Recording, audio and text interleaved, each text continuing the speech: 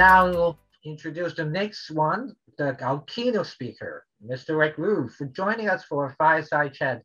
Rick Wu began his career in the securities business in 1974 and has been principally involved in natural resource security investments ever since.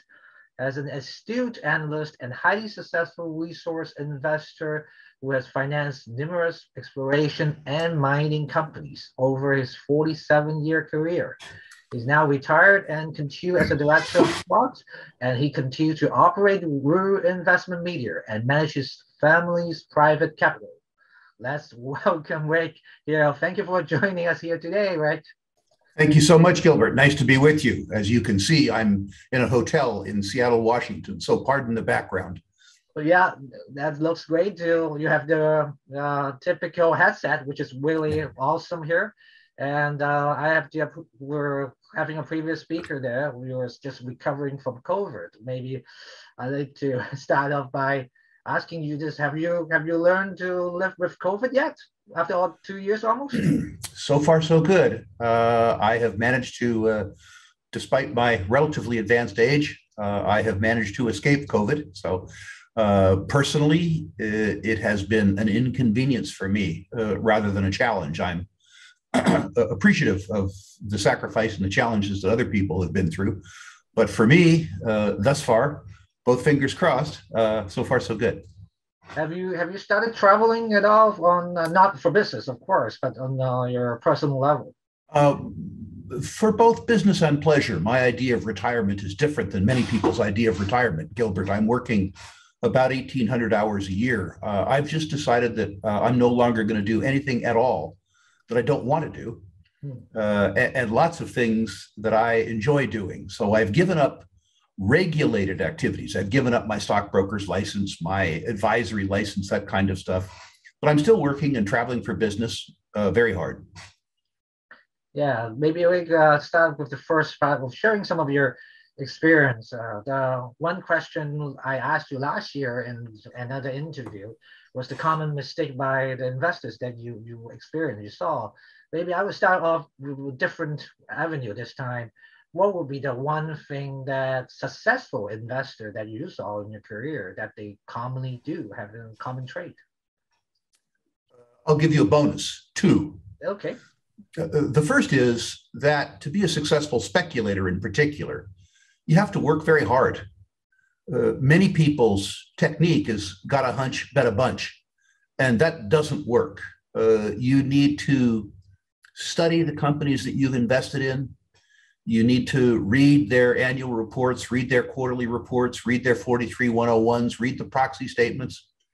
In fact, I would urge your listeners to commit themselves to spending 1 hour per month on every holding that they have, meaning that if they have 10 stocks, they need to spend 10 hours per month. Too many speculators that I know own 40 or 50 stocks and spend 1 or 2 hours per month, maybe watching videos as opposed to studying the companies. So first of all, work hard. The second, Gilbert, is that in finance, the eighth wonder of the world is compounding. And compounding takes time.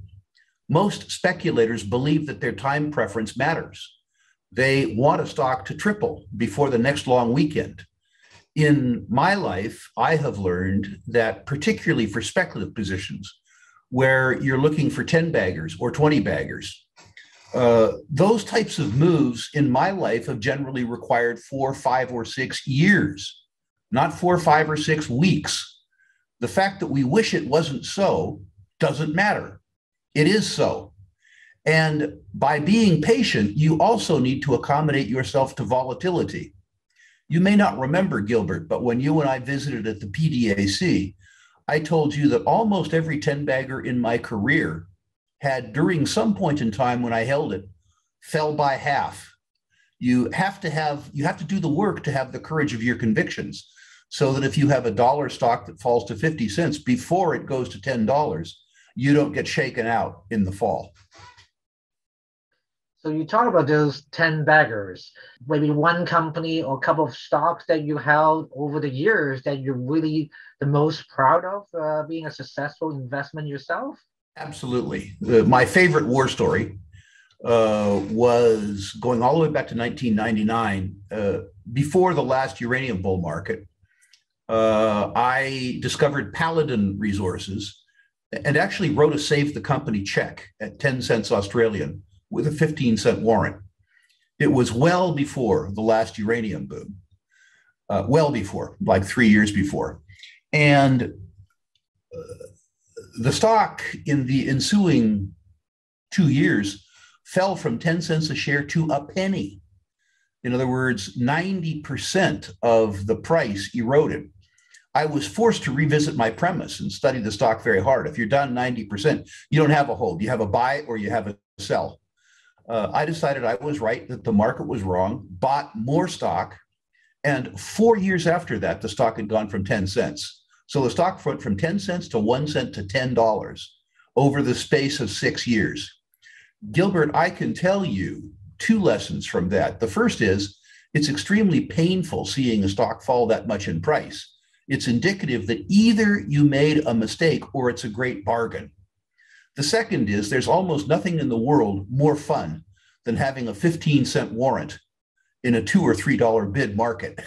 So your listeners who are able to participate in private placements should always insist on a warrant, the icing on the cake. That's indeed a great tip there. And I was just trying to say, what was so different because of my experience over these 40 years comparing the past, let's say 20, 30 years ago, the investors, are they any different way back there or compared to them now in terms of how they conduct their own investment decision? Do you see any difference, or they are all the same? They are just driven by greed or whatever. What's your thoughts? You know, Gilbert, there are so many more investors now, and the markets are so global that the homogeneity which might have existed around investors and speculators 30 years ago is gone. What is lovely, frankly, is that access to information is much broader. It used to be, particularly in small markets, that information about companies was delivered to you by brokerage firms almost exclusively. And sometimes they didn't have your best interests at heart. Sometimes the research that they gave you was designed not so much to give you knowledge as to have you support their investment banking clients. And investments, too, about the broad economy and business came from the large media companies. They might come from the CBC, or they might come from, in your country, the Globe and Mail. Now, information comes from everywhere, including yourself. And the ability that people have to access information that's less biased, that's broader, that can be peer-to-peer, is, I think, an enormous change for the good. That isn't to say that all the information available on the internet is good. There's a lot of it that's total junk. But the fact is that you have access to it. And if you do work, if you separate the wheat from the chaff, the fact that information isn't delivered to you by the government, by the CBC, by the Globe and Mail, by the big brokerage firms, the fact that you can pick and choose information, and you can go to commentators who you believe have done the work and are honest, is the biggest change that I've seen in 30 years. And that's all change for the good. Yeah, the common theme here is to do the work first. I think that's very important. But obviously, we as investors in the last little while, we have you to turn to, right, as one of the expert in the market for advices, for information. How about when you were younger? Like, who do you have one or two role models or people that you turn to or for advices as well? Gilbert, I had so many. I was extremely lucky as a young man. The only thing that I can think of is that I worked so hard and I was so determined that older investors wanted to help me simply because I was so earnest. I think back as an example, the dean of the Vancouver Stock Exchange in those days was Peter Brown. And he was unusually kind to me as a young man, showing me sort of the ropes, explaining things to me, charging me commissions to be sure. But probably the most important mentor that I had was the late Peter Cundall, the legendary value investor, first from Vancouver and then from London. Peter Cundall saved me at age 19 from an aspiring law school student and explained to me just how unhappy I'd be in law school and how much happier I would be as an investor. And it's Peter Cundall, in fact, that gave me my first copy of The Intelligent Investor by Ben Graham and literally changed my life, showing me, after he got me interested in investments, how to do appraisals, how to do deep value analysis on companies, how to look for redundant assets, how to look back over 5 years at the interplay between the income statement and the balance sheet, so that I just didn't work hard, I worked smart. So I would say that the most important role model I had was Peter Cundall, but two, certainly Ned Goodman and Seymour Schulich over 40 years were extremely important mentors to me, as was Hugh Mogensen in the oil side. Gilbert, I was so lucky as a young man. I was able to do my first transaction with the late Adolph Lundin in 1974. And as a very young man, doing your first resource transaction with a person who goes on to found, if you will, the first family of natural resource finance was an extremely lucky break. Indeed. So we will be very lucky too. We have come across so many legends in our career. And let's fast forward a bit from some of the audience maybe of interest in the current economic situation here. Any comments? Are you surprised of how the inflation goes? And let's say oil price has gone really way up, even from since last year from ago when I talked to you about the Canadian energy stuff that we were talking about. So, what's the thoughts on the inflation and the current situation here? I'm not surprised at all, although I wouldn't lay off the increase in oil price to inflation. So let's deal with both topics separately, if I may, Gilbert. With regards to the oil price, investors need to understand that markets work. The cure for low prices are low prices. The cure for high prices will be high prices. The truth is, when the oil price fell, both as a consequence of COVID and also as a consequence of the market's fondness for decarbonization, the price of oil fell to a level where oil and gas companies couldn't make new project expenditures and they couldn't make sustaining capital expenditures. Because much oil production, but particularly the shale production, has very high decline rates. If you aren't making sustaining capital investments, your ability to produce falls, and it falls dramatically. It was $20 oil that set the stage for $90 oil. The oil and gas industry was, as late as 20 months ago, deferring $2 billion in capital expenditures a day worldwide as a consequence of low oil prices and the low esteem that the oil industry was held in. The consequence of that is that the global productive capacity fell very, very, very fast.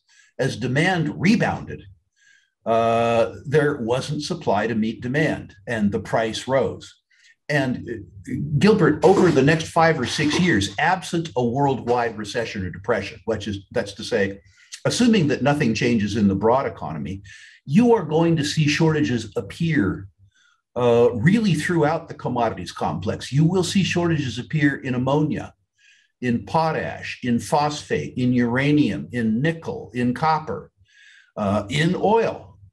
If the demand side of the equation doesn't change dramatically for the worse, the consequence of decades of underinvestment in the productive capacity around natural resources means that we're going to see spot shortages all over the place.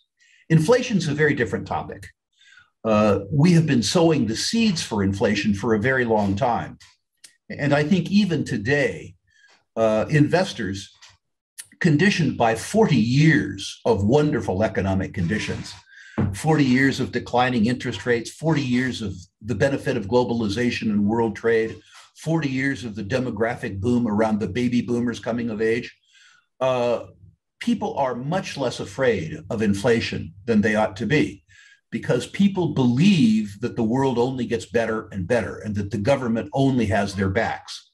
I'm not a doom and gloomer, Gilbert, but I believe the next 10 years will be different than the last 40 years and probably decidedly less pleasant for people who don't pay attention to inflation, which is why I urge all of your listeners who haven't done so to invest in physical gold and speculate in gold and silver stocks. Do the work, to be sure.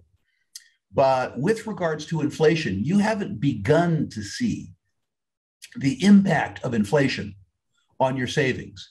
And you haven't begun to see the impact of inflation on financial markets. You haven't begun to see that yet, because people's expectation of the future is set by their experience in the immediate past. And the immediate past is benign.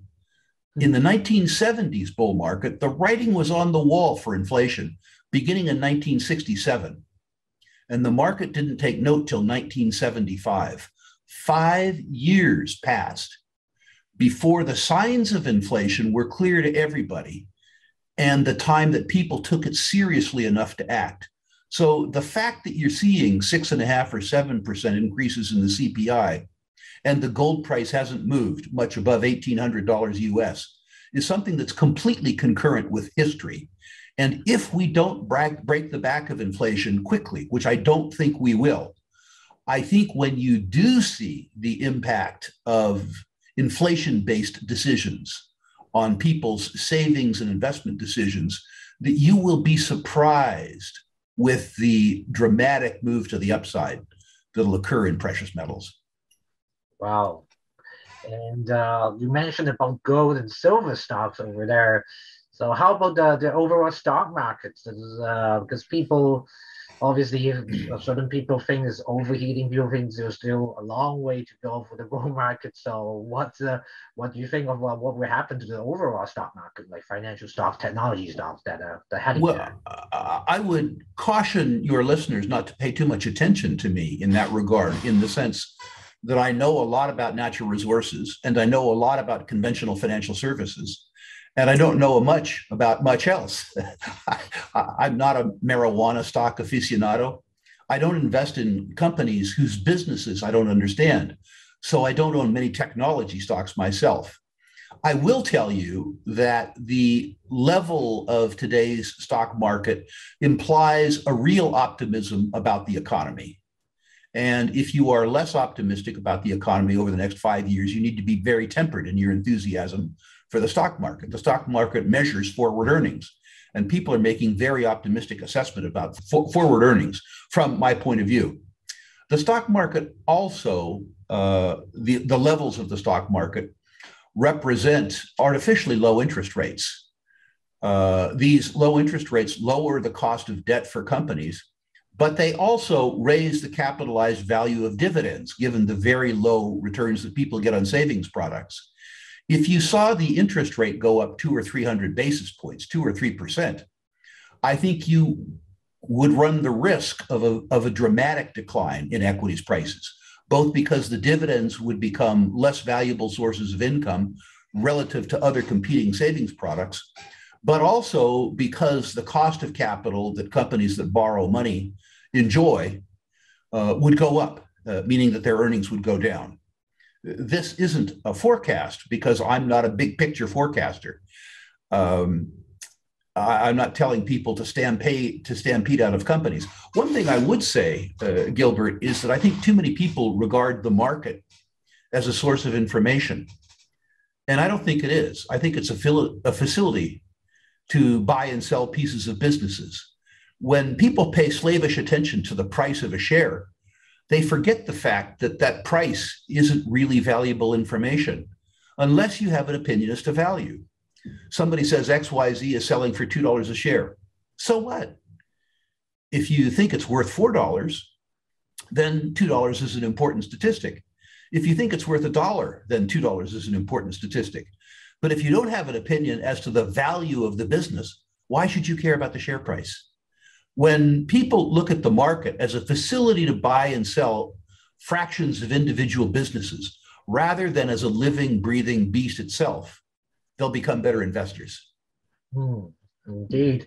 Just to reiterate your earlier point about oil price there. So don't you think a common theme will behave because of the high oil price these days?